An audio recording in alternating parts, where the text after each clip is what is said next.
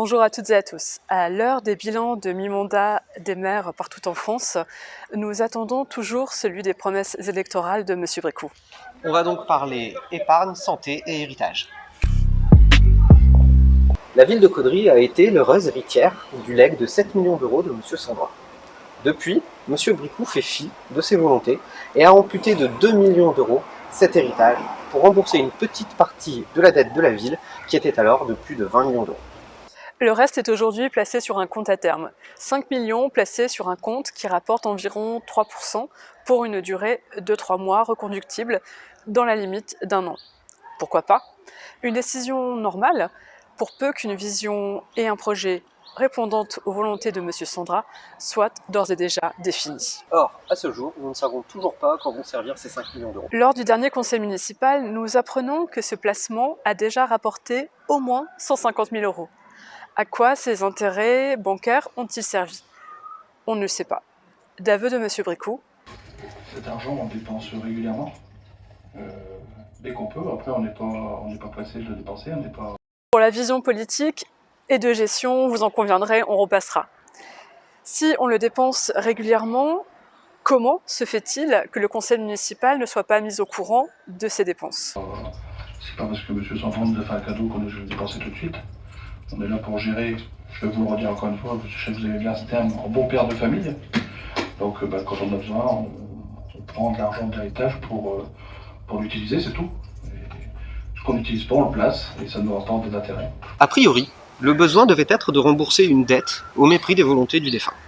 Cynique quand même, non? Je pense que tout le monde peut comprendre ça, parce que je pense que tout bon ménage fait ça.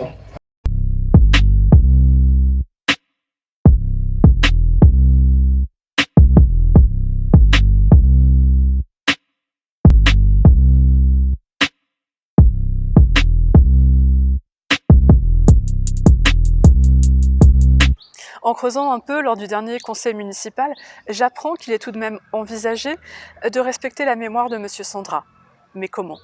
C'est prévu de respecter ses désirs, donc effectivement, pour répondre à votre question, on va déjà mettre une partie de l'héritage dans l'aménagement de la rue du Maréchal Leclerc qui va permettre d'avoir accès à la nouvelle maison de santé qui va s'appeler, devinez, Maison de santé Louis Sandra. Et puis on envisage éventuellement d'investir dans cette maison de santé pour créer un cabinet médical. Éventuellement. On y va ou on n'y va pas? 5 millions pour une plaque au nom du donateur et un petit peu d'aménagement routier, le compte n'y est pas.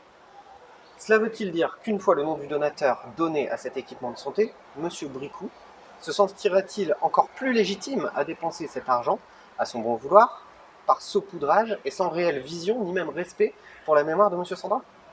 Cellule médicale dans une maison médicale privée à 5 millions, ça fait cher de la cellule et on n'y est pas encore. On n'y est pas encore. Et laissez-moi parler. C'est pas... Mais arrêtez. On est bien d'accord que l'idée c'est d'acheter une cellule dans cet espace médical privé, on est d'accord. Sauf que 5 millions d'un héritage, on n'y est pas du tout. Donc là, arrêtez de noyer le poisson et on ne va pas non plus se contenter du nom de la maison médicale ou d'un trottoir qui sera refait en devant. Donc 5 millions, c'est beaucoup. 5 millions, c'est pas une cellule, c'est pas un trottoir.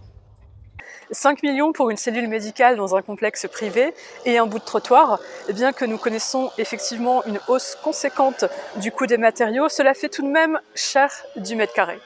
Je ne suis pas dupe, vous non plus. À quoi va servir le reste de l'héritage de M. Sandra?